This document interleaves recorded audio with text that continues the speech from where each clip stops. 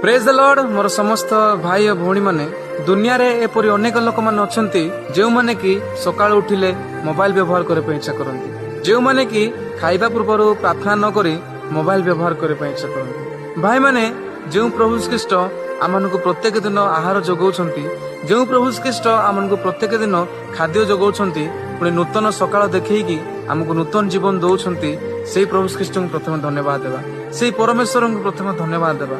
कारण दुनिया रे एपरी अनेक लोक माने अछंती जेउ माने कि प्रत्येक दिन एही दुनिया छाड़ी जाउछंती, जेउ माने कि विभिन्न समस्या रे विभिन्न रोग रे मृत्युवरण करूछंती। पुणी दुनिया रे एपरी अनेक लोक माने अछंती जेउ माने कि खाया पई पाउनांती, जेउ माने कि रहया पई गृह पाउनांती, किंतु प्रभु ख्रीष्ट आमनको आज पर्यंत सुंदर स्वास्थ्य देइछंती, पुणी आज पर्यंत आमनको प्रत्येक दिन खाद्य जगाउछंती, पुणी आहार जगाउछंती। तो प्रथमे से परमेश्वर को प्रथमे से प्रभु ख्रीष्ट को धन्यवाद देबे जे कि एही मुहूर्त पर्यंत आमनको जीवन रो समस्त आवश्यकता जोगेई कि आछंती। आमेन।